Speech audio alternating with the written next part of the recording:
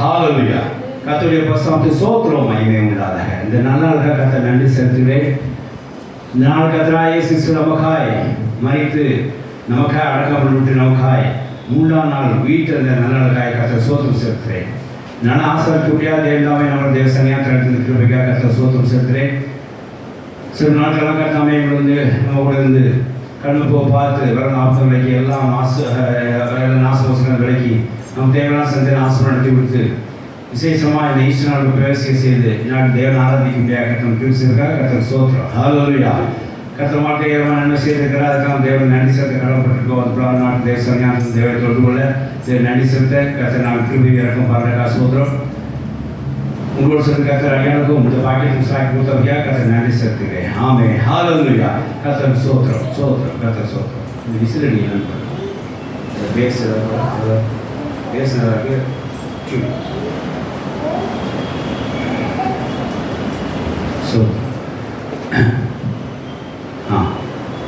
சொல்ல முடியும். ஹalleluya. கர்த்தருடைய வசனம் ஸ்தோத்திரம் உண்டாதாக. இந்த ஆண்டவராகிய இயேசு சுவித்தனாக தேவனுக்கு ஸ்தோத்திரம் செலுத்துகிறேன். நான் தேவசனையிலிருந்து தேவன் தொடர்பு கொள்ள ஆராதிக்க விசேஷமாக உயிர்த்தெழுதல் குறித்து பாடலை பாடி தேவன் நமக்கு மையப்பட்ட கற்றுக்கு கர்த்தர் ஸ்தோத்திரம். இப்போதும் நம் கையில் இருக்கிற வேதம் தெரிந்து ஒரு சில வசனங்கள் வாசித்து கர்த்தர் நம்ம கொடுக்குற ஆவிக்கிறவன் அவனை புசித்து ஆவிக்கிற வார்த்தை பெறப்படுவோமாக. அப்போஸ்தலராகிய பரிசுத்த அப்போஸ்தலனாகிய பவுல் எபேசியர் நிருபம் 1 நிருபம், அதாவது எபேசியர் 1:19 வசனத்தை வாசிக்கலாம். எபேசியர் 1:19.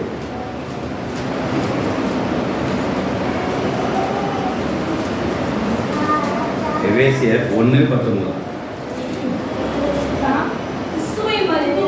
தாம் கிறிஸ்துவை மரித்தோரிலிருந்து எழுப்பி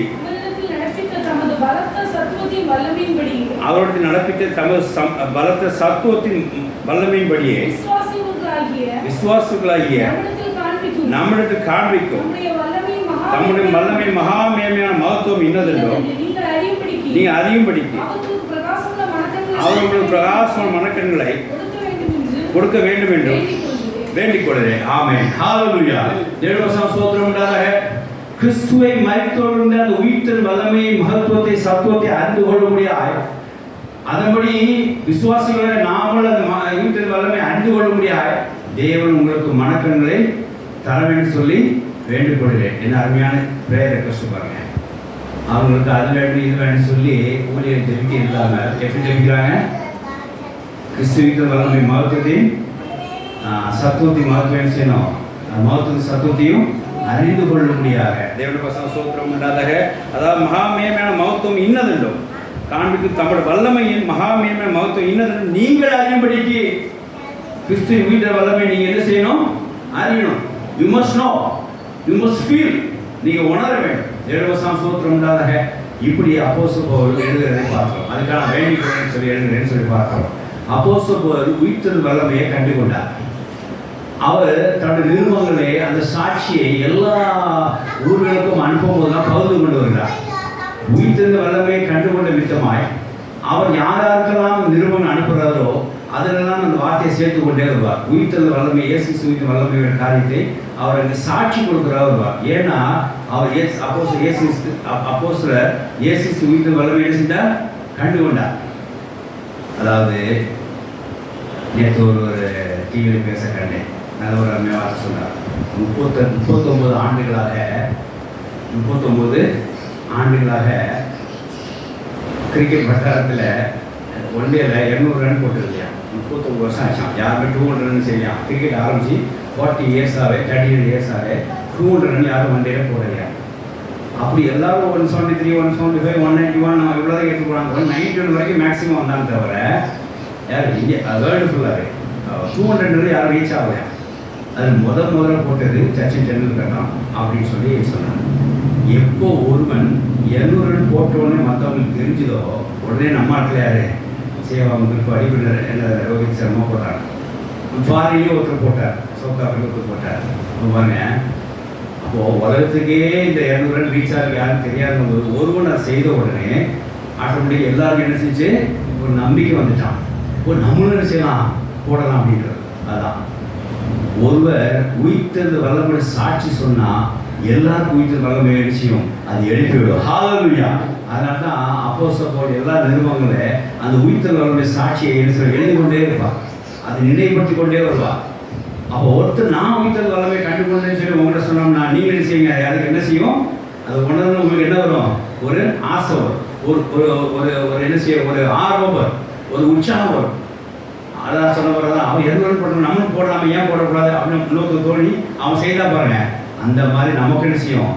அப்போஸ்தலர் சாட்சியை பார்க்கும்போது தான், அப்போஸ்தலர் பவுல் சாட்சி போகுதுதான் உயிர்த்தெழுந்த வல்லமையை நாம என்ன செய்யணும்? பெற வேண்டும். உயிர்த்தெழுந்த வல்லமை நாமும் அனுபவிக்க வேண்டும். இயேசு உயிர்த்தெழுந்த வல்லமை நாமும் உணர வேண்டும் அப்படின்றத ஒரு உணர்ச்சி உண்டாகும். தேவ சோத்திரம் உண்டாதாக. அதனால தான் எப்போவுமே தன்னுடைய நிருபங்களில் உயிர்த்தெழுந்த வல்லமையை பற்றி எழுதி கொண்டு வருவார். அது மட்டும் இல்லை, இந்த இடத்துல சேர்த்தார் ஒரு பிரேயர் ரெக்வெஸ்ட் வைக்கிறார். இந்த உயிர்த்தெழுந்த வல்லமை கண்டுகொண்ட நான், இயேசு உயிர்த்தெழுந்த வல்லமை கண்டுகொண்ட நான், நீங்களும் இந்த உயிர்த்தெழுந்த வல்லமை மகத்துவத்தை செய்யணும் அறிவுபடிக்கு நான் உங்களுக்கு என்ன செய்யணும்? தேவனிடத்திலே வேண்டிய செய்யணும். நாட்களிலே என்னெல்லாமா அறிகிறோம், ஏஐ அறிகிறோம், கம்ப்யூட்டர் அறிகிறோம், எலக்ட்ரானிக்ஸ் என்னெல்லாமா அறிந்து கொண்டிருக்கிறோம். ஆனால் அறிந்து கொள்ள வேண்டிய காரியம் ஒன்று இருக்குது. என்ன அப்படின்னா, கிறிஸ்துவின் வல்லமையே நீங்கள் உணர வேண்டும், நீங்கள் ஃபீல் பண்ணணும். தேவவசம் சோத்திரம் உண்டாதாக. ஆகையினால நாம் நாட்களில் கிறிஸ்துவின் வல்லமையுடைய காரியத்தை அப்போஸ்தலர் பவுல் சாட்சி மூலமாய் நாம் இன்னும் அதிகமாக கண்டுகொள்வதாக ஆவியானவர் அப்போஸ்தலர் பவுல் மூலமாக எழுதி வைத்திருக்கிறார். அதை நாம் தியானம் செய்வோம். கர்த்தர் சோத்திரம் உண்டாதாக. இப்போ பாருங்க, அப்போஸ்தலர் பவுலுடைய எல்லா நிறுவனங்களும் சேர்த்து ஆவியானவருக்கு கோர்த்து உங்களுக்கு ஒரு போர்வையாக கொடுக்கிறார். என்ன தெரியுமா?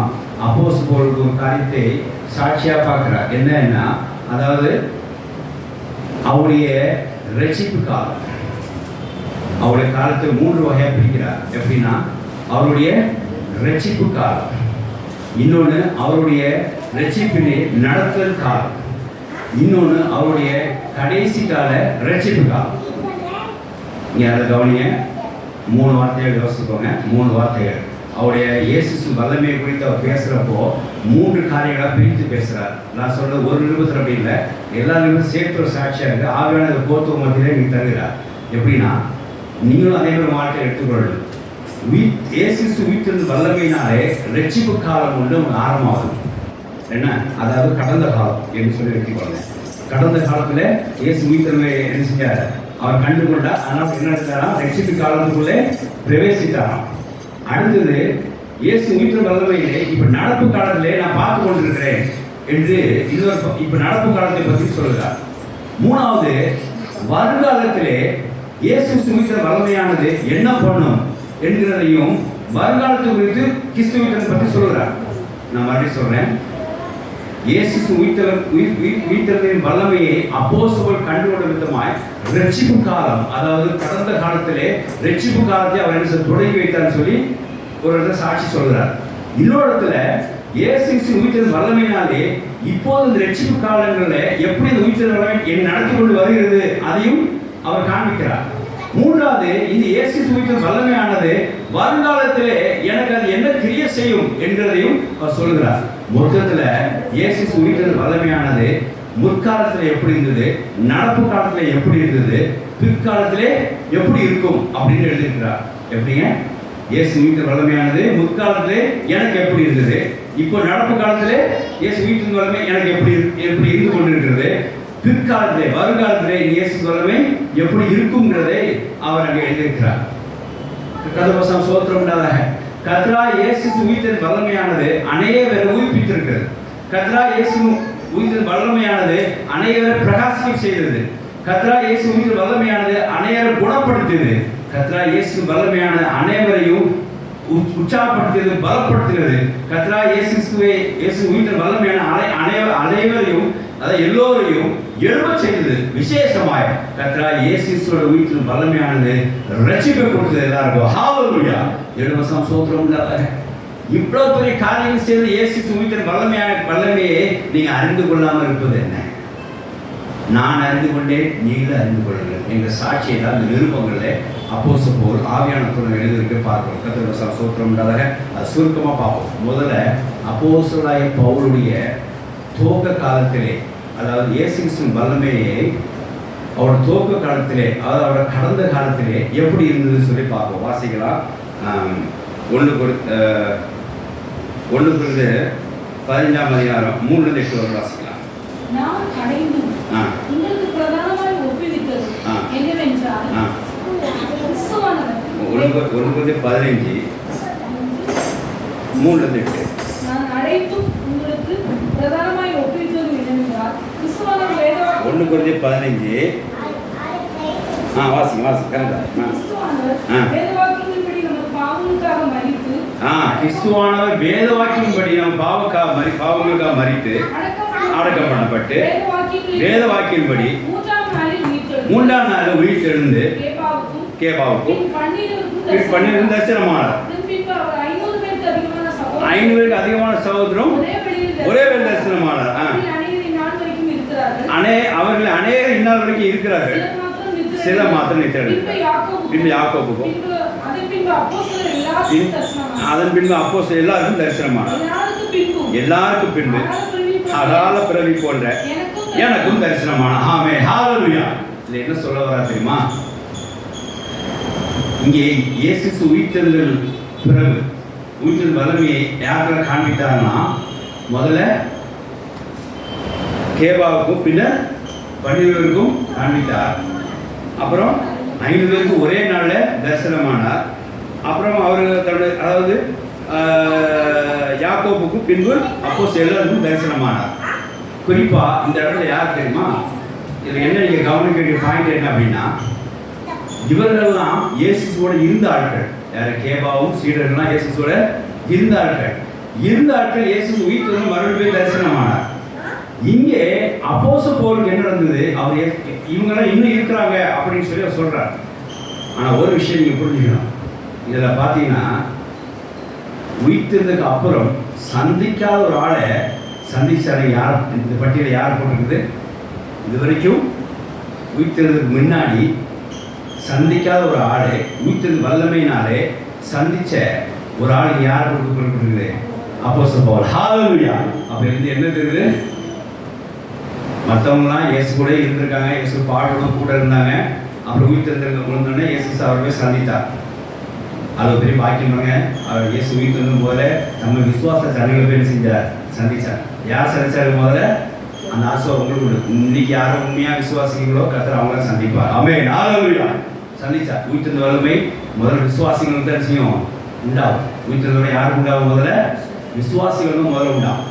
ஆனாலும் கர்த்தரோட அன்பு அப்போஸ்தலர் பவுல் மேல் இருந்த விதமாய், அவர் இயேசு அறியாத இருந்த பத்திரமாய், விசேஷமாய் இயேசு எதிராக செயல்பட்டு இந்த பத்திரம் கூட கர்த்தர் உயிர்த்தெழுந்த வல்லமையால் யார் செஞ்சார்? அப்போஸ்தலர் பவுல் செஞ்சார்? தரிசனமானார். அப்போ இது என்ன தெரியுது அப்படின்னா, இயேசு உயிர்த்தெழுந்த வல்லமையினாலே அப்போஸ்தலர் பவுல் அங்கே என்ன செஞ்சார்? ரட்சிக்கப்பட்டார். ஹல்லேலூயா. மித்தவர்களுக்கும் இயேசு உயிர்த்தெழுந்த வல்லமையால் தரிசனமானார். அவர்களாம் இயேசுவோட இருந்து அவரோட பழகின ஆட்கள். ஆனால் பழகாத அறியாத இருந்த அப்போஸ்தலர் பவுலுக்கு இயேசு செஞ்சார்? அந்த உயிர்த்தெழுந்த வல்லமையினாலே அவர் அந்த தரிசனமானார் சொல்லி பார்க்கிறோம். தேவவசனம் சோத்திரம் இல்லாத இப்போ அப்போஸ்தலர் பவுல் எப்படி எடுத்துக்கிட்டா தெரியுமா? என்னை உயிர்த்தெழுந்த வல்லமையான என்னை செஞ்சது ரட்சித்தது. அவர்களாம் கூட இருந்தாங்க. ஆனால் அவரை பற்றி அறியாமல் இருந்தும் அவரை எதிர்த்து பேசியிருந்த எனக்கும் கர்த்தர் தரிசனமானார்னா அது எப்படின்னு கேட்கிறார். பாயிண்ட் புரியுதா? அவர் எதிர்த்திருந்த நானும் அவர் அறியாத நானும் எனக்கு கர்த்தர் தரிசனமானார்னா என்ன காரணம்? அவருடைய உயிர்த்தெழுந்த வல்லமை என்னை சந்தித்தது என்று சொல்கிறார். அகால பிரவியான அதான் இந்த இடத்துல எல்லாரும் சொல்றாருமா, கேவா அவருடைய இருந்தவர்கள் யாக்கோபு எல்லாம் சொன்னார். ஆனால் இவர் சொல்லும்போது என்ன சொல்றாரு? அகால பிரவியான என்னையும் சந்தித்தார். அப்படின்னா உயிர்த்தெழுந்த வல்லமை அப்போஸ்தலர் பவுல் என்ன செஞ்சது? ரட்சிப்புக்குள்ள அழைத்து வந்தது. அதாவது முற்காலத்திலே. ஹல்லேலூயா. கர்த்தருக்கு ஸ்தோத்திரம் உண்டாதாக. அவர் ஒன்ஸ் இயேசு வல்லமையினால் அவர் ரட்சிக்கப்பட்ட உடனே அவர் தன்னை எப்படி உணர்ந்தார் தெரியுமா? வாசிக்கலாம். 2 Corinthians 5:17 வாசிக்கும்போது உங்களுக்கு தெரியும். அவர் எப்படி உணர்ந்தார் தெரியுமா? ஒரு புதிய மனுஷன் கற்பித்த மாதிரி உணர்ந்திருக்கிறார். அதனால நீங்களும் ஒரு புதிய சிருஷ்டியா இருக்கிறீங்கன்னு சொல்லி அப்போஸ்தலர் பவுல் நிருபத்தை எழுதுறார். வாசிக்கலாம். ஒருவன் கிறிஸ்துவுக்குள்ள இருந்தால் புது சிருஷ்டியா இருக்கிறார். இப்போ என்ன சொல்றா தெரியுமா? அவர் ரட்சிப்பு வாழ்க்கையே இயேசு வல்லமையா எனக்கு ஆரம்பிக்கப்பட்டது. இனி என் வாழ்க்கை என்னவா இருக்குது? புது சிருஷ்டியா இருக்கு. பழைய வாழ்க்கையை செஞ்சவங்க போயிடுச்சான் என்று சொல்றாரு. அப்ப என்ன தெரியுது பாருங்க? இயேசு கிறிஸ்துவின் உயிர்த்தெழுந்த வல்லமை ஒருத்தனை சந்திக்கும் போது, இயேசு கிறிஸ்து உயிர்த்தெழுந்த வல்லமை ஒருத்தரை தரிசனமா பார்க்கும்போது, இயேசு கிறிஸ்து வல்லமை ஒருத்தரை உணரும் போது அவரோட பழைய வாழ்க்கை போய் புது வாழ்க்கை உண்டாது, புது சிருஷ்டியா இருக்கிறான் கிறிஸ்துக்குள்ளாக. ஆமென். இதை அங்க சாட்சி கொடுக்கிறார். அப்போ என்னுடைய போன காலத்துல, கடந்த காலத்துல என் காரியம் எப்படி இருந்தது? எல்லோரும் இயேசுக்குள்ள இருந்தார்கள், நானும் இல்லை. ஆனா இயேசு உயிர்த்தெழுந்த வல்லமை தான் இயேசு என்ன செஞ்ச என்னை சந்திக்க வச்சு, இயேசு என்னை பார்க்க வைத்தது. அது மாத்திரம் இல்லை, இப்ப நான் என்னவா இருக்கிறேன்? புது சிருஷ்டியா இருக்கிறேன். அவரை நான் தரித்து கொண்டிருக்கிறேன். கொலோசியர் 3ஆம் அதிகாரம் கொலோசியர் 3:10 வாசிக்கும் போது அவரை புது மனுஷன் நீங்க தரித்து கொண்டிருக்கிறீங்களே அப்படி எதுனா சொல்ல கிறிஸ்து உயிர்த்தெழுந்த வல்லமை. அவர் என்ன சொல்ல தெரியுமா? நான் எப்படி இயேசு உயிர்த்தெழுந்த வல்லமையா ரட்சிக்கப்பட்டனோ, நான் புது சிருஷ்டியா இருக்கணும், அப்படியே நீங்களும் இயேசு உயிர்த்தெழுந்த வல்லமையினாலே ரட்சிக்கப்பட்டிருக்கிறீர்கள், நீங்களும் புது சிருஷ்டியா இருக்கு சொல்லி எழுதுறார். இது மூலமாக தன் சாட்சியை அவங்க வெளிப்படுத்துகிறார். வாசிக்கிறார். தன்னுடைய சிருஷ்டித்துவ சாயலுக்கு ஒப்பாக பூர்ண அறிவை அடையும்படிக்கு புதிதாக்கப்பட்ட புதிய மனுஷன் தரித்து கொண்டிருக்கீங்களே. ஏன் சொல்றா தெரியுமா? தான் உயிர்த்தெழுந்த வல்லமையினால் ரட்சிக்கப்பட்டதுல புதிய மனுஷன் இருக்கிறாரே, அந்த சாட்சி உடையவருக்கு நானே, அந்த சாட்சி உடையவருக்கு நான் தான், அந்த சாட்சி உடைய இருக்கிற நான், நீங்களும் அந்த சாட்சியை பெற்றீங்கன்னு சொல்லி அவர் எழுதுறார். ஒரு சாட்சி பெறலாம் இன்னொருத்தருக்கு என்ன செய்ய முடியாது? போதிக்க முடியாது. தேவபசம் சோத்திரம் இல்லாத இந்த அப்போஸ்தலர் இன்னொரு போதிக்க முடியாது. எழுதுற எப்படின்னா, புதிய மனுஷன் ஏசுறீங்க, தேவ சிருஷ்டி சாயலாக ஒப்பான அந்த புதிய மனுஷன் நீங்க தரித்து கொண்டிருக்கீங்களே அப்படின்னு சொன்னாங்க. என்ன அர்த்தம்னா, நான் அதை பெற்றுக்கொண்டேன், நீங்கள் உயிர்த்த வல்லமையால அதை பெற்றுக்கொள்ளுங்கள், பெற்றிருப்பீர்கள் என்று சொல்லி சொல்றாங்க. கர்த்தர் சோத்திரம் இல்லாத இங்க பாருங்க, இந்த ரட்சிப்பை நீங்க அறிந்து கொள்ள வேண்டும். நாம இப்ப ரட்சிக்கப்பட்டிருக்கோம் அப்படின்னா, இயேசுக்கு முந்தின காலத்துல இருக்கோமா? இயேசுக்கு கோயில ஜீவித்த காலத்துல இருக்கோமா? இல்லை, அப்படிதானே? அப்ப நாம இப்ப எப்படி ரட்சிக்கப்பட்டிருக்கிறோம்? இயேசு உயிர்த்ததுக்கு பிறகுதான் ரட்சிக்கப்பட்டிருக்கிறோம். அப்ப என்ன அர்த்தம்? அவர் இதுதான் சொல்ல வர, இவர்களா இவங்க கூட இருந்தாங்க, கர்த்தரை சந்தித்தார். இவர்களா ஏவா அவர் 11 கூட இருந்தா கர்த்தரை சந்தித்தார். Okay, right. ஆனா நான் அகால பிறகு இயேசு உயிர்த்ததுக்கு அப்புறம் எவ்வளவு நாள் கழிச்சு அப்போஸ்தலர் பார்த்தாரு சரியா தெரியல. ஆனா எப்ப பார்த்தாருன்னா, இயேசு உயிர்த்ததுக்கு அப்புறம் தான் செஞ்சார். பவுலே இயேசு சந்தித்தார். அப்போ பாருங்க, அப்போ அவர் நான் எதை சொல்ல வரேன் நீங்க புரிஞ்சுக்கோங்க. நாம இயேசு கூட அவர் பூமியில் ஜீவித்தது இல்லை, ஆனால் இப்போ நாம் ரட்சிக்கப்பட்டிருக்கிறோம். அப்படின்னா இயேசு உயிர்த்தெழுந்த வல்லமையினாலே நாம் ரட்சிக்கப்பட்டிருக்கிறோம். ஹல்லேலூயா. இதுதான் முன்னால் நடந்த காலம், நம்முடைய ஆவிக்குரிய ஸ்டார்டிங் காலம், ரட்சிப்பின் காலம். இதுதான் சாட்சி கொடுத்தார். இயேசு உயிர்த்தெழுந்த வல்லமையினாலே அறியாமல் இருந்த நாம், இயேசுவே தெரியாமல் இருந்த நாம், இயேசு ஏற்கின்ற நாம் இப்போது நாம் ரட்சிப்பில் இருக்கோம் என்று சொன்னால் அது இயேசு உயிர்த்தெழுந்தவருடைய வல்லமை என்று சொல்கிறார். கர்த்தருக்கு ஸ்தோத்திரம் உண்டாக. ஆகையினால அப்போஸ்தலருடைய சாட்சி முற்காலத்திலே, அதாவது இயேசு உயிர்த்தெழுந்த வல்லமை பெற்ற உடனே எப்படி இருந்ததுன்னா, அது ரட்சிப்பை என்ன செஞ்சாங்க? அப்போஸ்தலர் பவுலுக்கு ரட்சிப்பை கொண்டு வந்தது. குறிப்பாக இயேசு உயிர்த்தெழுந்த வல்லமையான அப்போஸ்தலருக்கு உயிர்த்ததுக்கு அப்புறம் தான் அப்போஸ்தலர் பவுலை சந்தித்து விட்டனாலே அவர் உறுதி அளிக்கிறார். என்ன சொல்றார்? இது கண்டிப்பாக என்ன நடந்தது? உயிர்த்தது அப்புறம் நடந்தனால, உயிர்த்தது இயேசு உயிர்த்தது வல்லமையினால நான் என்ன செஞ்சேன்? ரட்சிக்கப்பட்டேன். இதுதான் என்னோட கடந்த காலத்தோட சாட்சி. அதனால எப்படி இருக்கிறதுனா, புதிய கிறிஸ்துக்குள்ள புதிய சிருஷ்டியா இருக்கிறேங்கிறது அவரோட சாட்சி. கர்த்தருக்கு ஸ்தோத்திரம். அப்போ அப்போஸ்தலரோட கடந்த காலத்துல இயேசு வல்லமை எப்படி இருந்தது அப்படின்னா, அப்போஸ்தலர் பவுல் என்ன இருந்தது? ரட்சிக்கிறதுக்கு எளிதா இருந்தது என்று சொல்லி பார்க்கிறோம். நாமும் அப்படியே நம்முடைய முற்காலத்திலே இயேசு வல்லமை நமக்கு எப்படி இருந்தது? ரட்சிப்படைய செய்ய வைத்தது. ஆமென். ஹல்லேலூயா. கர்த்தருக்கு ஸ்தோத்திரம். இப்போ 2வது காலம், இயேசுவின் வல்லமை நிகழ்காலத்திலே எப்படி உணர வேண்டும் என்கிற சொல்கிறார். உதாரணத்திலே முந்தைய காலத்திலே இயேசு உயிர்த்த வல்லமை எப்படி இருந்தது என்று அப்போஸ்தலர் சாட்சி சொல்றார். எப்படி இருந்ததா? முந்தைய காலத்திலே இயேசு உயிர்த்த வல்லமை எப்படி இருந்தவருக்கு? ரட்சிப்பு வரவழைத்து புதிதாக இருந்தது. பழசு போயின புதிய கிறிஸ்துக்குள்ள என்ன இருக்கிறான்? புதிய சிஷ்யா இருக்கிறான்னு சொல்லி பார்த்தோம். இப்போ இயேசு உயிர்த்த வல்லமையானது என்ன நடக்குது தெரியுமா? நாம் எப்படி உணர முடியும்? இப்ப நிகழ்காலத்தில் இயேசு உயிர்த்தெழுதல் வல்லமையை எப்படி உணர முடியும் என்று சொல்றார். கர்த்தருக்கு ஸ்தோத்திரம் உண்டாதாக. அதாவது 1 கொரிந்தியர் 5:15 அதிகாரத்தை வீட்டில் போய் நல்லா வாசிப்பாங்க. மரித்தோர் உயிர்த்தெழுக்க முடியுமா? எப்படிங்க மரித்தோர் உயிர்த்தெழுக்க முடியுமா அப்படின்றது உங்களுக்கு ஒரு டவுட் இருந்துச்சு, ஒரு சந்தேகம் இருந்துச்சு, ஒரு விளக்கம் வேணும்னா 1 கொரிந்தியர் 15 முழுவதும் வாசித்து பாருங்க. அவர் இயேசு கிறிஸ்து உயிர்த்தெழுந்த மரித்து உயிர்த்தெழுந்த காரியத்தில் இருந்தோம். அப்புறம் நாம மரித்து என்ன செய்வோம்? இயேசுவோட உயிர்த்தெழுந்து இருப்போம்ங்கிற காரியம் வரைக்கும் சொல்லுவார். அதில் ஒரு இடத்துல எப்படி சொல்றாரு தெரியுமா? இந்த சாட்சியை சொல்றாரு. எப்படின்னா, நம்மளுடைய ஜென்மம் சரீரம் மரித்து கிறிஸ்துக்குள்ளாக புது சரீரமாக என்ன செய்வோம்? எழுந்திருப்போம் சொல்றார். அப்பவும் ஒரு வார்த்தை சொல்றாரு. என்ன சொல்றாரு அப்படின்னா, கிறிஸ்து மரித்தோடு எழுந்திக்கும் போது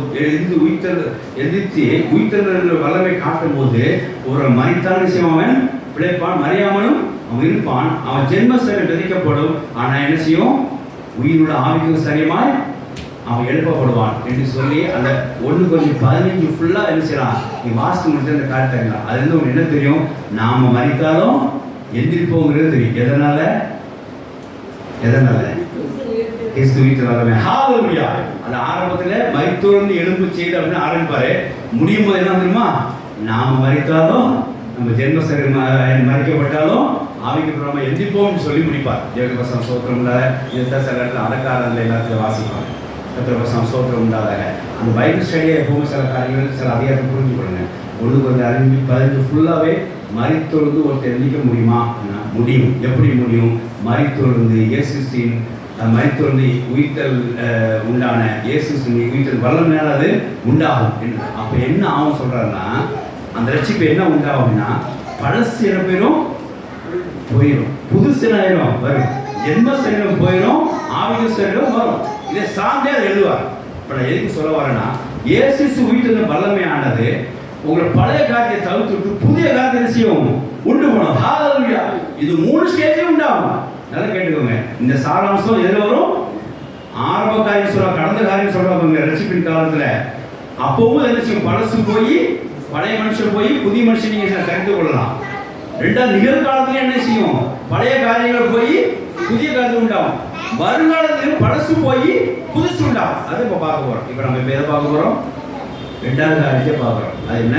நிகழ்காலத்தில் இயேசு வல்லமையை நாம் உயிர்த்தெழுந்த வல்லமையை நாம் எப்படி உணரலாம்? வாசிக்கலாம். பிலிப்பியர் 3ஆம் அதிகாரம் 9 வாசிங்க.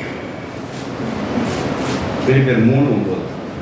நான் கிறிஸ்துவை ஆதாயப்படுத்திக் கொள்ளும்படி நியாயப்பிரமாணத்தில் வருகிற சுயநீதி உடையவனாய் இராமல் கிறிஸ்துவை பற்றி விசுவாசத்தினாலே வருகிறதும் விசுவாசம் மூலமாய் தேவனால் உண்டாயிருக்கிறதுமான நீதியை உடையவனாய் இருந்து கிறிஸ்துவுக்குள் இருக்கிறவன் என்று காணப்படும்படிக்கு இப்படி நான் அவரையும் அவருடைய உயிர்த்தெழுதலின் வல்லமையும் அவருடைய பாடுகளின் ஐக்கியத்தையும் அறிகிறதற்கு அவருடைய மரணத்துக்கு ஒப்பாக மரணத்துக்கு எப்படியாயும் நான் மரித்தோரிலிருந்து உயிரோடு எழுந்திருப்பதற்கு தகுதியாகும்படிக்கு அவருக்காக எல்லாவற்றையும் நஷ்டம் என்று விட்டேன், குப்பையுமாய் எண்ணுகிறேன். ஆமென். ஸ்தோத்திரம். கர்த்தருக்கு ஸ்தோத்திரம் உண்டாக. இது ஒரு பெரிய டயலாக் தான், ஆனால் ஆழ்ந்த அர்த்தம் என்ன அப்படி தெரியுமா? அவர் என்ன சொல்ல தெரியுமா? நான் சுயநீதி உடையவனாக இருந்தேன், இப்போ சுயநீதி உடையவனாக இல்லாமல் கிறிஸ்துவை பற்றி விசுவாசத்தில் காணப்பட்ட மித்தமாய் விசுவாசமாக உண்டான தேவநீதியை உண்டாவனாக இருந்து கிறிஸ்துக்குள் உடையவனாக மரணம் செய்கிறேன் காணப்படுகிறேன் என்று சொல்கிறார். அடுத்தது பாருங்க, 10வது வசனம்.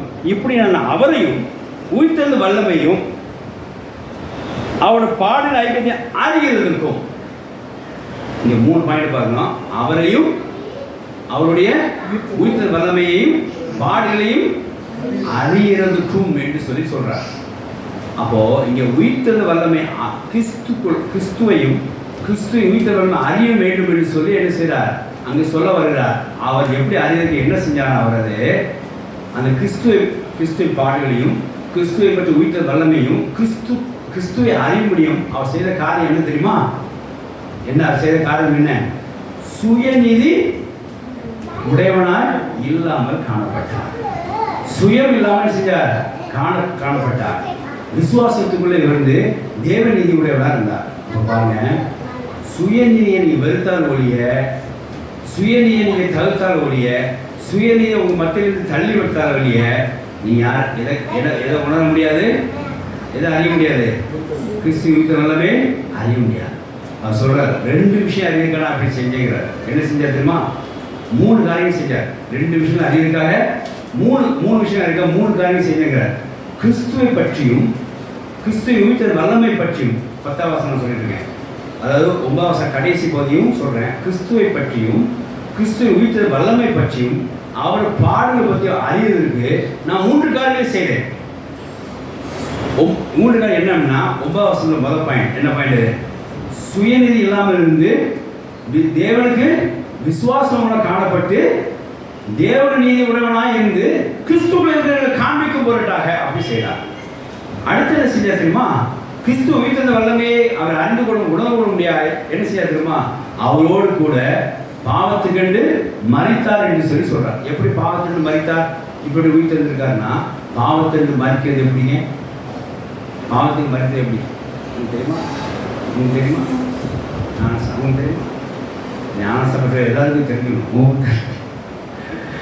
பாவத்துக்கு மரித்திருக்கோம்னு நம்ம சொல்லணும். ஏன்னா we are baptized. நம்ம என்ன சொல்றோம்? ஞானஸ்தானம் பெற்றிருக்கிறோம். அவரோடு கிறிஸ்துவோட மறிக்கப்பட்ட ஞானஸ்தானம் மூலமாக மறிக்கப்பட்ட நாமோ கிறிஸ்துக்கு உயிர்த்தெடுத்து அவரோட உயிர்த்தெழுந்த நாம உயிர்த்தெழுந்த இருப்போம் பங்கேற்கிறோம். அப்போ 2ஆவது காரியத்தை பாருங்க. இயேசுவை பற்றி இயேசு உயிர்த்தெழுந்த பற்றி அவரோட பாடலை பற்றி அறிவை அடையிறதுக்கு நான் என்ன செஞ்சேன்னா முதல்ல சுயநீதி என்ன செஞ்சேன்? நான் வெறுத்தேன். விசுவாசத்தை கடைபிடிச்சேன். தேவ நீதியை பற்றி கொண்டேன். 2வது அவருக்கென்று பாவத்துக்கென்று எனக்கென்று அவரோட சேர்ந்து பாவத்துக்கென்று ஞானஸ்தானம் மூலமாய் மரித்து அவரோட உயிர்த்தெழுந்த நானே செஞ்சேன், பங்கு கொண்டேன். 3வது பாருங்க அடுத்த வசனம் 11ஆம் வசனம்.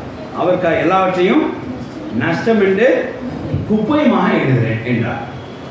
கர்த்தர் வசனம் ஸ்தோத்திரம். 3 பாயிண்ட் புரிஞ்சுதா? நீ அப்போ இருந்து என்ன தெரிஞ்சு பாருங்க. நீங்கள் கிறிஸ்துவின் உயிர்த்தெழுந்த வல்லமை நீங்கள் அறிய வேண்டும் என்று சொன்னால் முதல்ல சுயநீதியை செஞ்சணும். சுயத்தை இஷ்டப்படணும். English Bible கொடுக்குறோமா?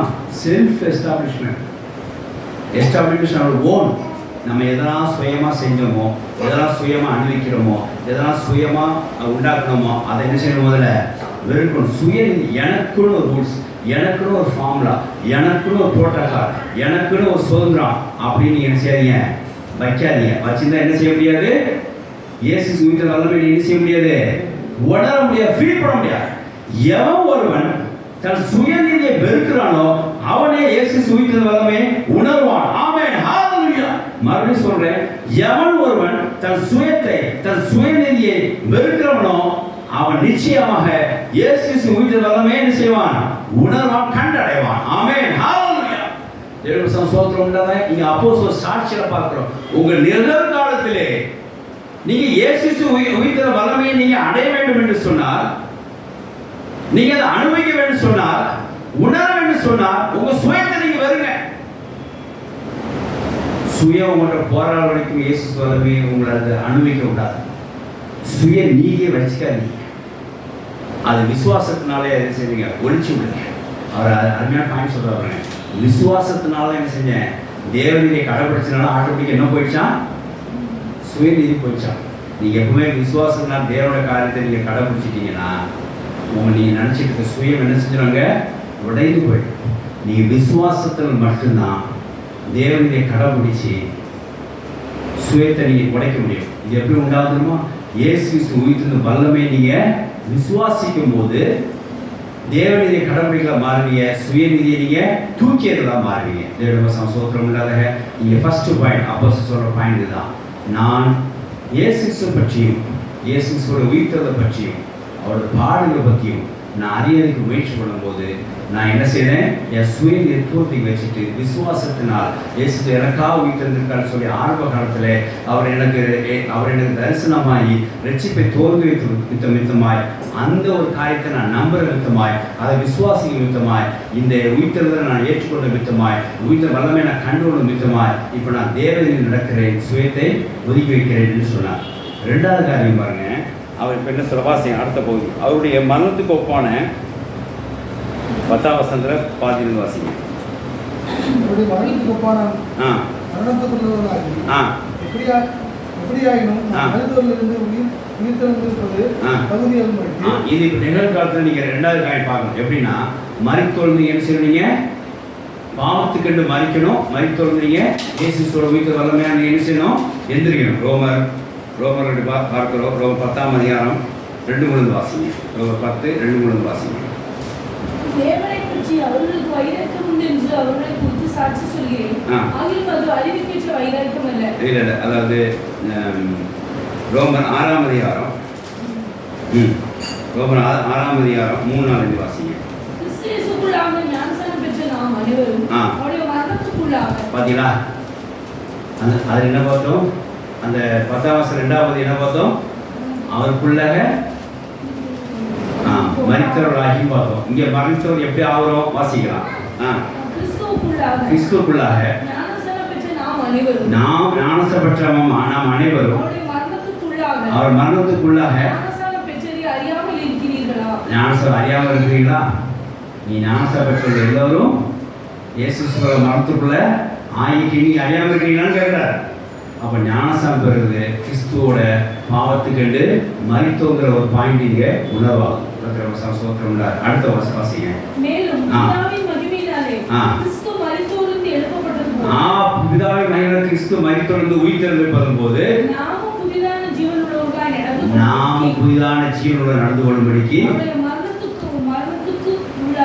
மரணத்துக்குள்ளாக ஞானஸ்நானத்தினாலே கிறிஸ்துவோடு அடக்கம் பண்ணப்பட்டு ஆதலால் மரணத்தின்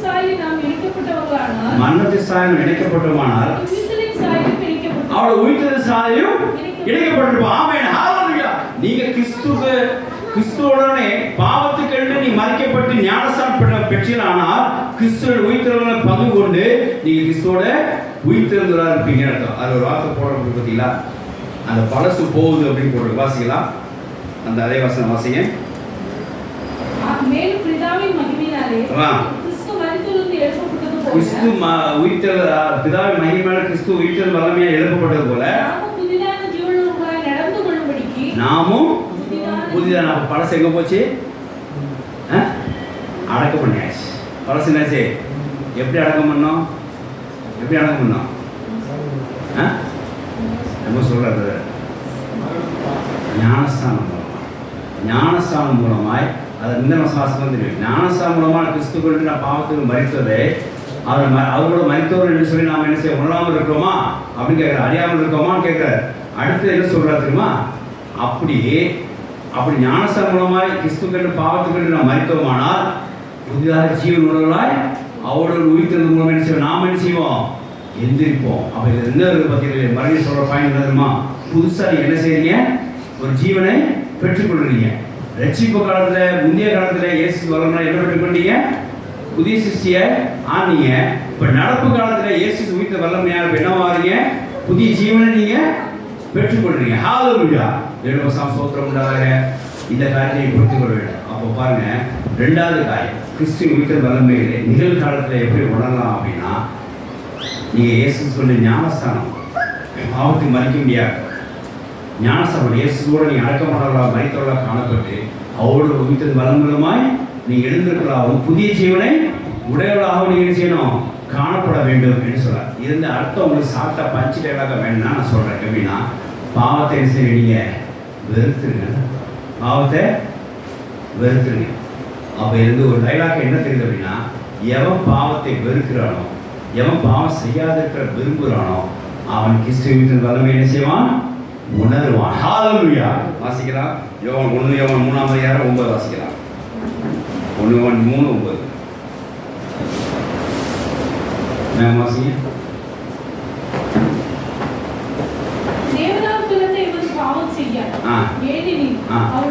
தேவனால் பிறந்தவன் பாவம் செய்வான். எப்போ தெரியுமா? தாயின் பிறந்த காரியம் இல்லை. எப்போ? தேவனால் எப்போ வருவான்? ஞானசா பிறந்தவன் தெரியும் செய்வான். மீண்டும் அவன் நியூபானா மாறலாம். அவன் என்ன செய்ய மாட்டான்? பாவம் செய்ய மாட்டான். கிறிஸ்துக்குள்ள நீங்க பாவத்தை கேட்டு மரிக்கிறானால், ஞானஸ்நானம் மூலமா மரிக்கிறானால் நீங்க புது சிஷ்யா, புது ஜீவனை உடையவராக. இவன் என்ன செய்ய மாட்டான்? பாவம் செய்ய மாட்டான். வாசிக்கலாம். ஏனெனில் அவங்களுடைய வித்து யாருக்கு தரித்திருக்குது? அவருக்குள் தரித்திருக்கிறது. அவருடைய வித்து அவனுக்கு மாற்றி வாசிக்கிறீங்க. அவருக்குள் வித்து அவனுக்குள்ளே தரித்திருக்கிறது. அவன் என்ன செய்ய மாட்டான்? தொடர்ந்து வாசிக்க முடிச்சிருக்காரு. ஏனெனில் தேவனால் பிறந்த இவன் பாவம் செய்யான். ஏனெனில் அவருடைய வித்து அவனுக்குள் தரித்திருக்கிறது. அவருடைய வித்து அவனுக்குள் தரித்திருக்கிறது. தேவனால் பிறந்தபடி அவன் தேவனால் ஞானஸ்நானம் பாவத்துக்கு மரித்து தேவனால் புதுசு ஜீவனுடைய பிறந்தபடியால் பாவம் செய்ய மாட்டான். ஹalleluya. அவன் கிறிஸ்துவின் உயிர்த்தெழுந்த வல்லமை ஒருவன் தொடும்போது அவன் பாவத்திலிருந்து கிறிஸ்துவோட ஞானஸ்நானம் மறைக்கப்படுகிறான். கிறிஸ்து உயிர்த்தெழுந்த வல்லமையால் அவன் ஜீவனோட புது ஜீவனை எழுப்பப்படுகிறான். அவன் இனி பாவம் செய்ய மாட்டான். ஹalleluya.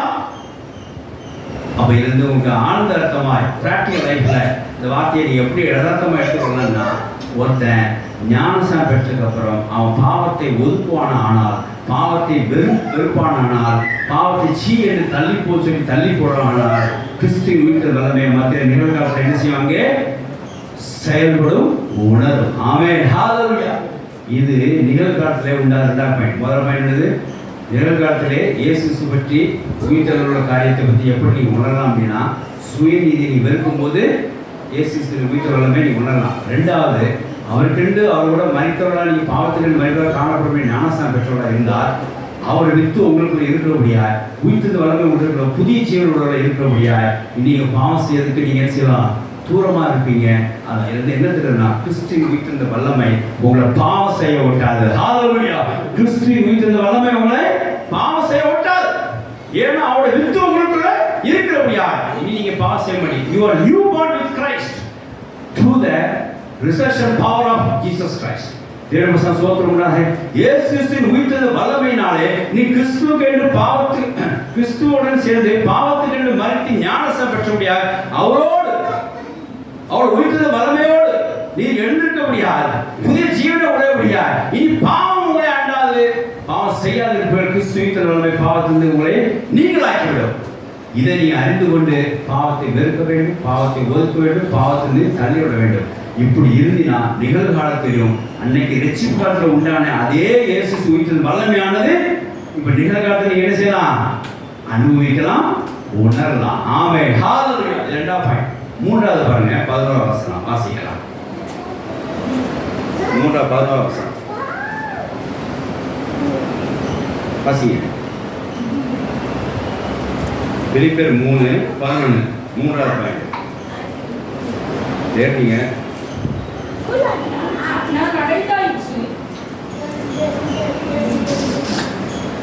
எடுத்து வாசிங்க. பிலிப்பியர் 3ஆம் அதிகாரம் 10 தான் பேசிட்டு இருக்கோம். அது தலைப்பாசனம் என்ன?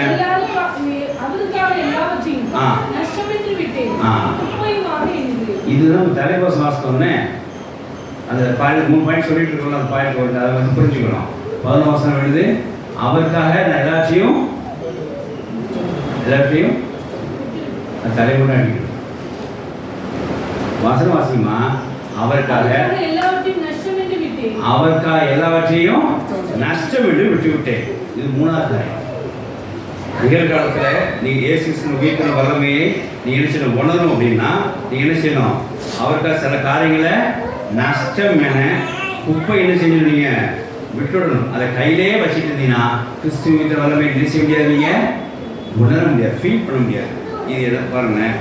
அவருக்காக எல்லாவற்றையும் நஷ்டம் என்று விட்டுவிட்டேன், குப்பையுமாக என்னது என்ன தெரியுமா? அது அவர் ஒரு கலாச்சாரத்தில் இருந்தார், ஒரு கல்ச்சரல் ஃபெல்லோவோ இருந்தார், ஒரு பாரம்பரியத்தில் இருந்தார்.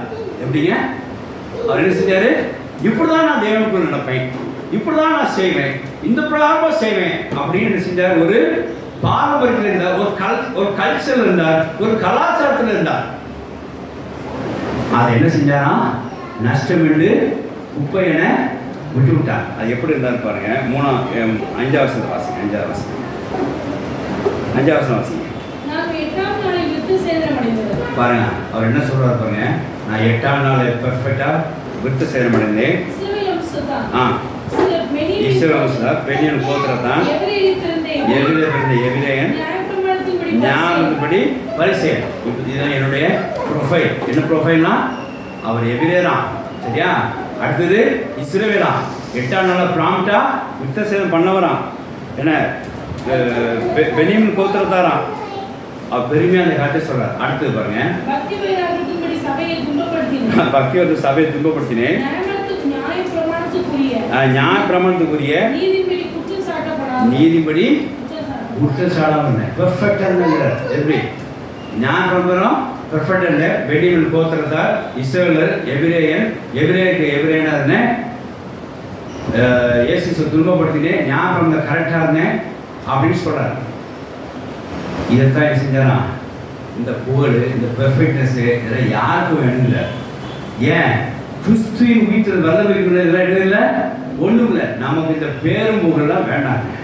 நான் இந்த கம்யூனிட்டி சேர்ந்தவன், நான் இது போஷம், நான் போஷம் அந்த சபையில் இருக்கிறவன், நான் வந்து ஆவிக்கிறோட பெரிய வளர்றேன், நான் சீனியர், இதெல்லாம் வேண்டாங்க. இதெல்லாம் என்ன செய்யணும்? நஷ்டம் என்று குப்பை போல தூக்கி எறியணும். எரிஞ்சாதான் அந்த ஈகோவை நீங்கள் எரிஞ்சாதான், அந்த பெருமையை நீங்கள் எரிஞ்சாதான், அந்த புகழை நீங்கள் எரிஞ்சாதான் நீங்கள் கிறிஸ்துவ வீட்டில் என்ன செய்ய முடியும்? நீங்கள் அனுபவிக்க முடியும், ஃபீல் பண்ணணும் நிகழ்காலத்தில். அதுக்கு அடுத்த வசனம் வாசிங்க. பாருங்க, இவெல்லாம் என்னவா இருந்துச்சு? நான் எவரேன்னு சொன்னால் எனக்கு பெனிஃபிட்டு. நல்லா கேட்டுக்கங்க. 8ஆம் நாள் புத்தசம் அடைஞ்சேன்னா எனக்கு ஒரு பெனிஃபிட்டு. பெனியமின் கோத்திரத்தில் பிறந்தேன்னு சொன்னால் எனக்கு ஒரு பெனிஃபிட்டு. எல்லாத்துக்கும் பெனிஃபிட்டு. ஞாபகம் இயேசுவை துன்பப்படுத்துறேன்னா அது பெனிஃபிட். ஞாபகம் தவறானது ஒரு பெனிஃபிட். இந்த மாதிரி பெனிஃபிட் உள்ள எனக்கு என்ன வாசிக்கலாம்?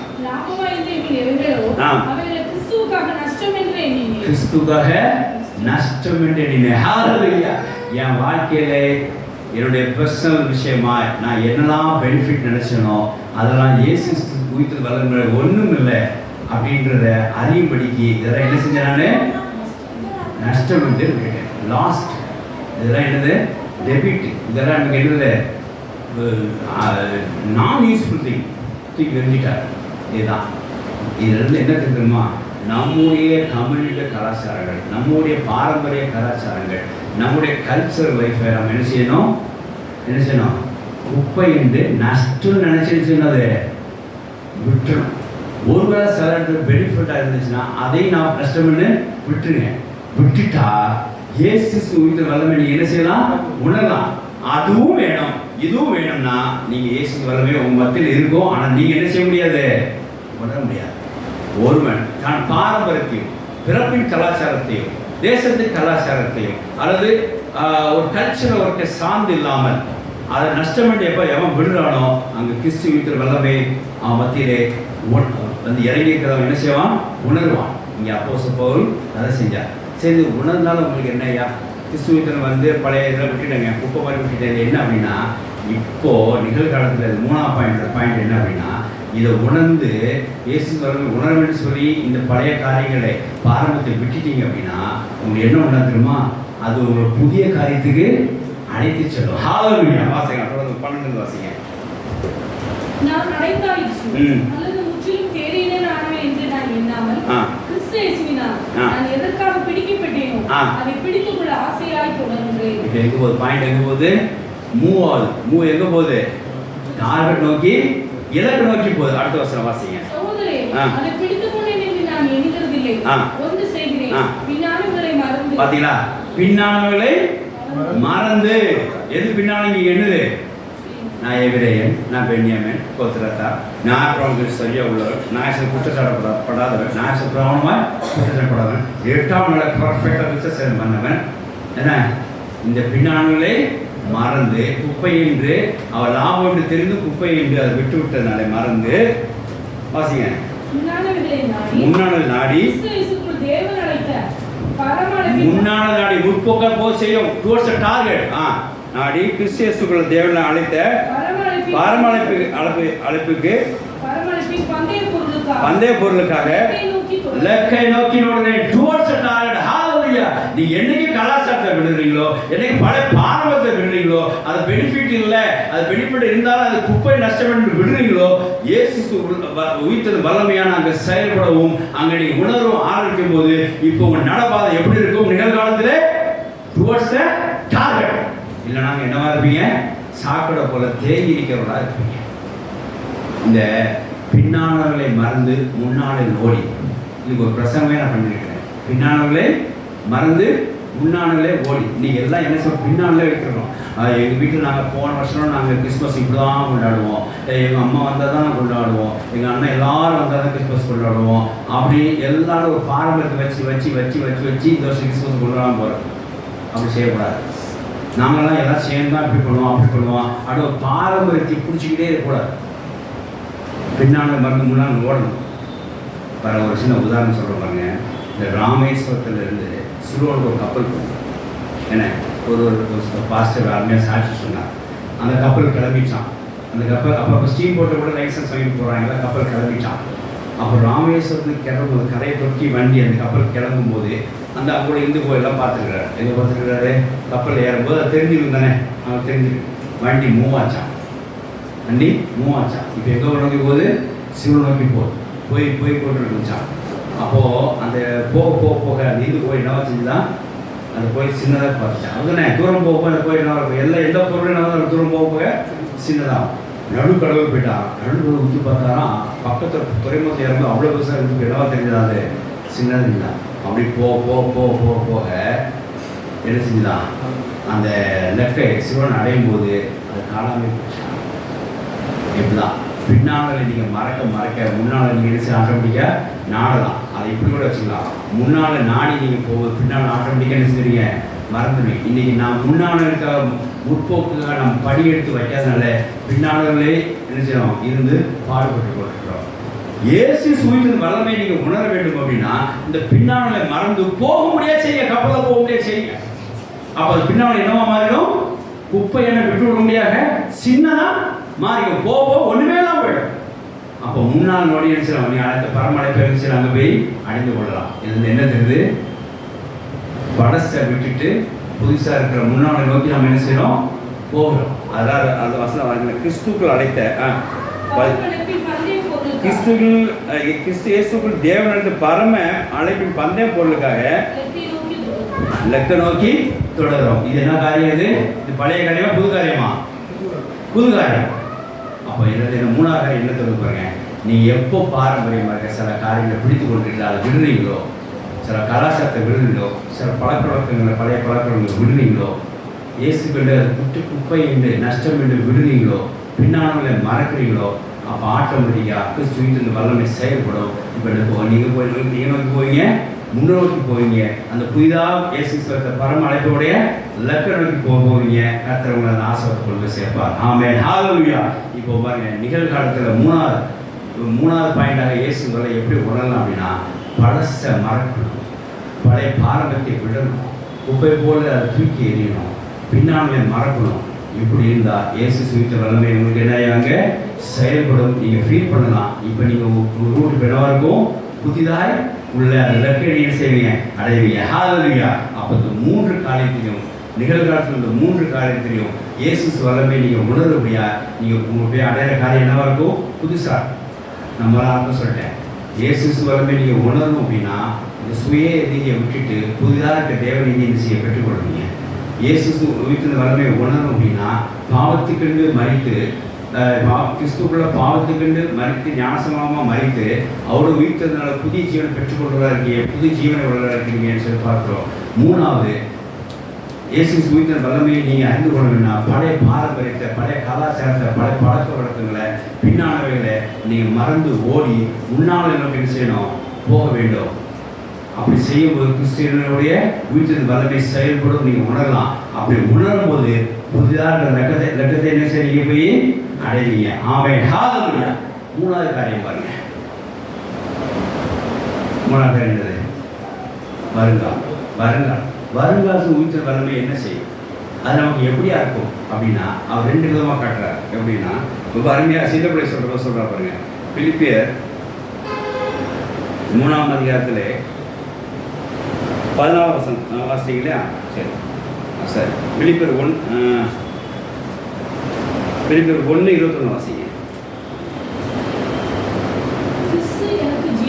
இல்லை பிலிப்பியர் 3:21 வாசிங்க. வருங்காலத்திலே கிறிஸ்து வல்லமை எப்படி இருக்கும் பாருங்க. என்ன செய்யும், என்ன கிரியை நடத்திக்கும் பாருங்க. வாசிக்கலாம். வல்லமையின் செயலின்படி நம்முடைய வல்லமை செயலை இந்த உயிர்த்தெழுந்த வல்லமை சொல்லிக் கொண்டு வர்றார். அதாவது இந்த அதிகாரம் முழுவதும் இயேசு உயிர்த்தெழுந்த வல்லமை அறியும்படி தான் ஆரம்பிக்கிறார். அப்படிதானே? அப்ப இங்க உயிர்த்தெழுந்த வல்லமையின் படியே நம்ம அற்பமான சரீரத்தை நம்முடைய மகிமையான சரீரத்துக்கு ஒப்பாக மறுரூபப்படுத்துவார். ஹல்லேலூயா. வருங்காலத்திலே இயேசு உயிர்த்தெழுந்த வல்லமை என்ன செய்யும்? அது உங்களை என்ன செய்யும்? மறுரூபப்படுத்தும். எப்படின்னா கிறிஸ்து வரும்போது நீ மறிக்காம இருந்தால் என்ன செய்வது? மறுபடுத்தும். ஒருவேளை கிறிஸ்து வரைக்கும் நம்ம முந்திக் கொள்கிறோம் அப்படின்னு சொன்னா என்ன உண்டா? 1 Corinthians 6:14 வாசிக்கலாம். 1 Corinthians 6:14 வாசிக்கலாம். வாசிங்க.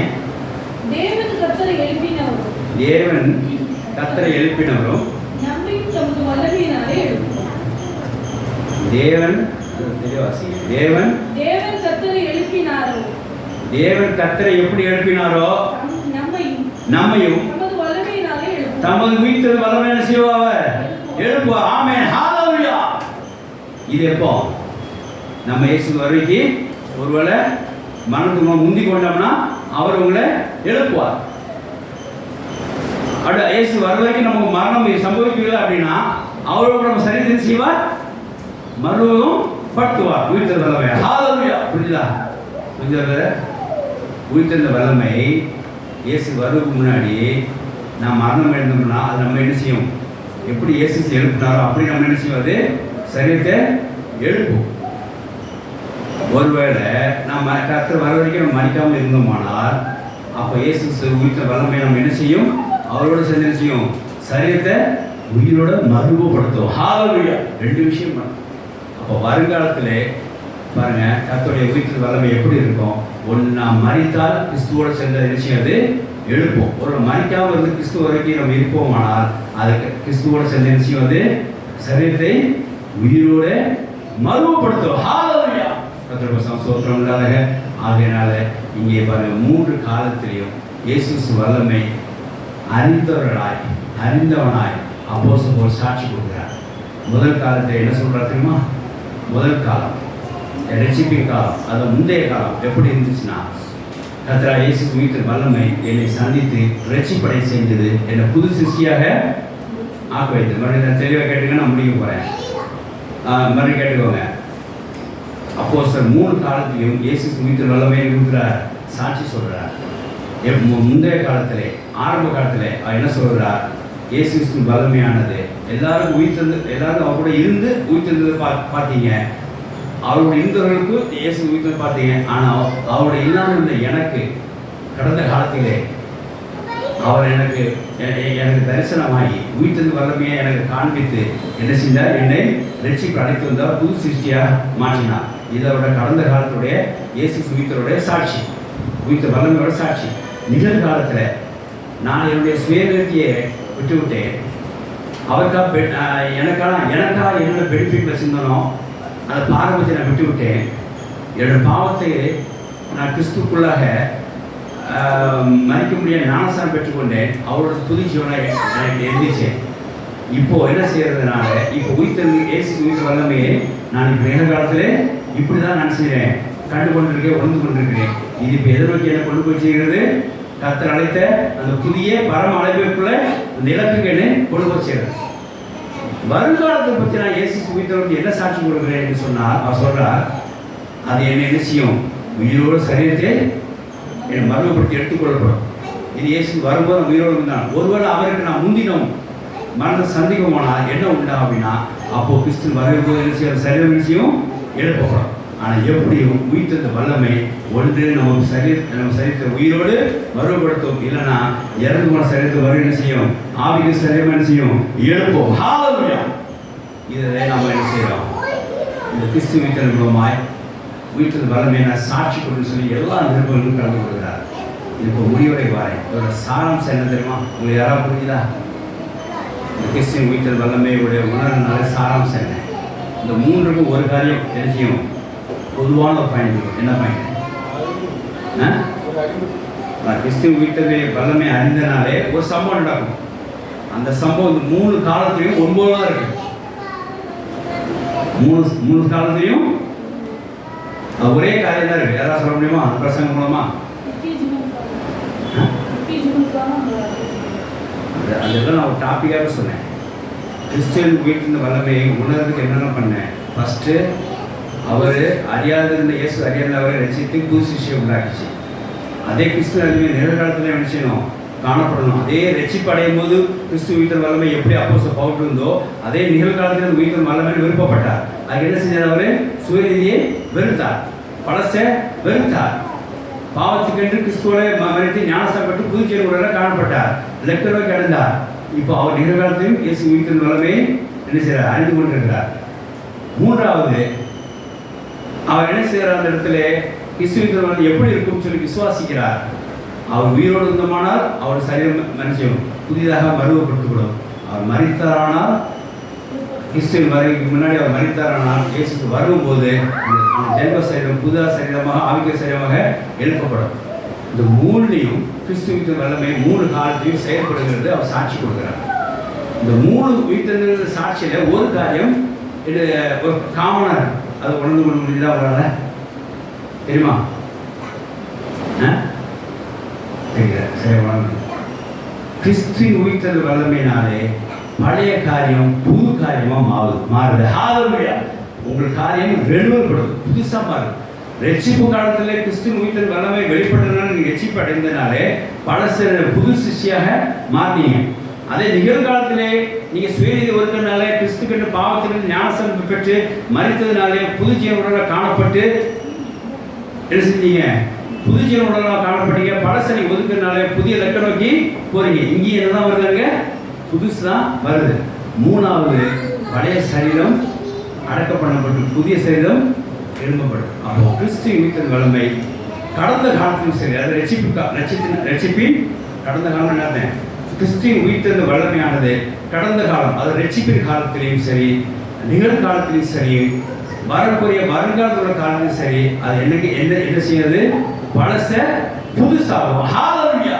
இப்படியாப்பட்ட இயேசு உயிர்த்தெழுந்த வல்லமை நீங்க அறிய வேண்டும். அதுக்கு நீங்க சுயநீதியை விட்டு விடுங்க, பழசை விட்டு விடுங்க, பாவம் செய்யாம இருங்க. ஹல்லேலூயா. இப்படி செய்தமானால் நிச்சயமாக கிறிஸ்து உயிர்த்தெழுந்த வல்லமையானது ஒரு நாள் இந்த சரீர மீட்புக்கு கொண்டு போய் விடும். அப்படி ஒரு முன்னாடி மறித்தாலும் அது எழுப்பப்படுற சரியமாக அது கிறிஸ்து உயிர்த்தெழுந்த வல்லமையினால அது காணப்படும். ஆகிய தேவஜனங்கள் இந்த காரியத்தை நல்லா அறிஞ்சிக்கோங்க. கிறிஸ்து உயிர்த்தெழுந்த மாதிரி நீங்கள் என்ன செய்ய ஆசைப்படுங்க. நான் முன்னாடி சொன்ன மாதிரி யாராவது ஒரு டார்கெட்டை தொட்டுட்டா நம்மளோட தொடர்ந்து நம்பிக்கை வரும்னு சொல்லி அந்த கிரிக்கெட் போய் சொன்னேன். அதே மாதிரி கிறிஸ்து உயிர்த்தெழுந்த வல்லமையை அவர் ஒரு சாட்சி கொடுக்குறார். என்ன சார், கடந்த காலத்தில் கிறிஸ்து உயிர்த்தெழுந்த வல்லமைன்னு ரட்சித்ததியா, என்னை புது மனுஷன் ஆக்கிச்சியா, நிகழ்காலத்தில் என்னை டார்கெட் நோக்கி போச்சு. எப்படி என் டார்கெட் நோக்கி போச்சு, அங்கே தான் அவன் கற்றுக்கொள்கிறோம். இன்றைக்கி நம்ம கற்றுக்கொண்ட பாயிண்ட் தான். என்ன செய்யணும், கிறிஸ்து உயிர்த்தெழுந்த வல்லமையானது உங்கள் டார்கெட் நோக்கி போனோம்னா என்ன செய்யணும், அது சுயத்தை வெறுக்கணும், பாவத்தை வெறுக்கணும், பழசை வெறுக்கணும். அப்படி வெறுத்தா இப்போ நீங்கள் கிறிஸ்து உயிர்த்தெழுந்த வல்லமையை உணர்ந்து கொண்டு புதிய டார்கெட்டை கூட நினச்சி அது அடித்து சொல்கிறோம். இது நிகழ்காலத்தில் உண்டாச்சியா அப்படின்னு சொல்கிறார். வருங்காலத்தில் நிச்சயமாக என் சரி ஒரு நாள் அது மறுவப்படுத்தும். மறித்து போனோம்னா அது புது ஜென்ம சரி மறிக்கப்பட்டு ஆகிய சரியான செய்யும், அது எழுப்பப்படும். இது கிறிஸ்துவ நடக்கும் அப்படின்னு சொல்லி அவர் சுருக்கமாக முடிகிறார். ஆகையினாலே கடந்த காலத்திலையும் கிறிஸ்து உயிர்த்தெழுந்த வல்லமையானது என்னை ரட்சித்து புதிதாக்கி கொண்டு வந்தது. நிகழ்காலத்திலையும் கிறிஸ்து உயிர்த்தெழுந்த வல்லமையானது என்னை புதிய டார்கெட் நோக்கி அழைத்து கொண்டு போனது. வருங்காலத்திலையும் என் கிறிஸ்து உயிர்த்தெழுந்த வல்லமையானது புதிய சரீரம் எழுப்பத்தக்கதாக, புது மருவ சரீரமாக காணப்படத்தக்கதாக என்னை அழைத்து செல்லும் என்று சொல்லி சாட்சி கொடுக்கிறார். இந்த சாட்சி கொடுத்தது நமக்கு இப்போ என்ன உண்டாகும், நானும் அந்த என்ன செய்யணும், அந்த உயிர்த்தெழுந்த வல்லமையை அறிய வேண்டும் சொல்லி நமக்கு ஒரு ஆசை வேண்டும். நானும் அந்த உயிர்த்தெழுந்த வல்லமையை பெற்றுக்கொள்ளணும்னு சொல்லி எண்ணம் வர வேண்டும். நானும் உயிர்த்தெழுந்த வல்லமையை நாம் என்ன செய்ய வேண்டும், ஃபீல் பண்ண வேண்டும் சொல்லி ஒரு உணர்வு வரணும். தேவவசன சோத்திரம் உண்டாக. அது ரொம்ப சிம்பிள். கர்த்தராகிய இயேசு உயிர்த்தெழுந்த வல்லமையிலிருந்து நாம் ரட்சிக்கப்பட்டிருக்கோம். நாம் இயேசு உயிரோடு இருந்த காலத்தில் நாம் இல்லை. ஆனால் இப்போ நம்ம இயேசுக்குள்ளே இருக்கிறோம்னா என்ன அர்த்தம், அவர் உயிர்த்தெழுந்த வல்லமையான நம்மளே சந்திச்சிருக்குன்னு அர்த்தம். அப்போ கடந்த காலத்தில் இயேசு உயிர்த்தெழுந்த வல்லமை நம்மளை சந்தித்து ரட்சிப்புள்ள அழைத்து புதுசு ஆக்கினதுனால இப்போ நம்ம தேவன பிள்ளைகளாக இருக்கோம். ஆனால் அப்படியே இருந்து விடக்கூடாது. தொடர்ந்து நிகழ்காலத்தில் இயேசு உயிர்த்தெழுந்த வல்லமை என்ன செய்ய நம்ம அனுபவிக்கணும். அதுக்கு என்ன செய்யணும், சுயத்தை வெறுக்கணும், பாவத்தை வெறுக்கி ஒதுக்கணும். பாவத்தில் ஞானசம் பிறந்தா அதுக்கெண்டு பாவத்தை மறுத்து ஞானசம் பெற்று பாவத்தை வெறுக்கணும். மூன்றாவது இந்த பழைய கலாச்சாரம் பாரம்பரியம் இதெல்லாம் செய்யறதை விட்டுடணும். இப்படி இருந்தால் கிறிஸ்துக்குள்ள புது லக்கை நீங்கள் கிறிஸ்துவின் உயிர்த்தெழுந்த வல்லமையாக நீங்கள் போய் சேர முடியும், வழிநடத்தப்படுகிறீர்கள். மூன்றாவது, நாமளும் இதே கிறிஸ்துவின் தரித்திருந்து இப்படி நிகழ்காலத்திலே தரித்திருந்தா வருங்காலத்திலே அதனோட சரி மறுபடுத்துகிறது கிறிஸ்துவ வல்லமை நமக்கு என்ன செய்யும்? உதவி செய்யும் மறுபடுத்துறதுக்கு. அவங்க முன்னாடி மருத்துவமானால் கர்த்தருடைய உயிர்த்தெழுந்த வல்லமையான என்ன செய்யும்? அது நம்மளே கர்த்தர் வரும்போது என்ன செய்யாது? அந்த சரீரம் எழுப்பப்படும். ஆகையினாலே தொடர்ந்து இயேசு உயிர்த்தெழுந்த வல்லமையை அறிய நாம் பிரயாசப்படுவோம். தொடர்ந்து இயேசு வல்லமையை ஃபீல் பண்ண உணர நாம் பிரயாசப்படுவோமாக. இப்படி அப்போஸ்தலர்களுடைய சாட்சி மூலமாக நம்ம காரியத்தை அறிந்து கொள்கிறோம். ஆவியான மூலமாக தேவவசனம் சோத்திரம் உண்டாக. ஆகையினால தொடர்ந்து நாம் சுயநீதியை வெறுப்போம், பாவத்தை வெறுப்போம், பாவத்தில் ஒதுங்கி நிற்போம், பழைய காரியங்களை பாரம்பரியத்தை விட்டு விடுவோம். நிகழ்காலத்தில் கிறிஸ்துவின் உயிர்த்தெழுந்த வல்லமை நம்மதிலே விளங்கி நம்மளை அதை உணர செய்யும். வருங்காலத்திலே கிறிஸ்துவின் வல்லமையானது இப்படி நிகழ்காலத்திலே நாம் கிறிஸ்துவ வல்லமையை நாம் உயிர்த்தெழுந்த வல்லமையை நாம் உணர்ந்து கொண்டால் அது அப்படியே வருங்காலத்துக்குள்ளே அழைத்து செல்லும். அங்கே நம்ம சரீரத்தை நம்மளை மறுபடுத்தும்படியாக உயிர்த்தெழுந்த வல்லமை செயல்படும். ஆகையினாலே எப்படி நாம் ரட்சிக்கப்படும் போது கிறிஸ்துவின் உயிர்த்தெழுந்த வல்லமை வெளிப்பட்டு ரட்சிக்கப்பட்டோமோ அதை அப்படியே ரட்சிப்பின் இயேசு கிறிஸ்துவின் உயிர்த்தெழுந்தோட வல்லமை நம்ம மெயின்டைன் பண்ணுறதுக்கு இப்போ பாவம் செய்யாமலும் சுய உடையவனா இல்லாமலும் பழைய காரியத்தை தொடர்ந்து கடைபிடிக்காமல் இருந்தால் இப்போ நிகழ்காலத்தில் என்ன செய்யும்? அந்த ரட்சிப்பு காலத்தில் ஆரம்ப காலத்தில் உள்ள ரட்சிப்பு காலத்தில் உண்டான அதே உயிர்த்தெழுந்த வல்லமை இப்போ என்ன செய்வது? செயல்படும். அப்படியே நிகழ்காலத்தில் உயிர்த்தெழுந்த வல்லமை செயல்பட்டால் வருங்காலத்திலே அது சரி வருவது கொண்டு விடுவோம் என்று சொல்லி ஆண்டு திருவப்பட்டிருக்கிறார். ஆமென், ஹல்லேலூயா.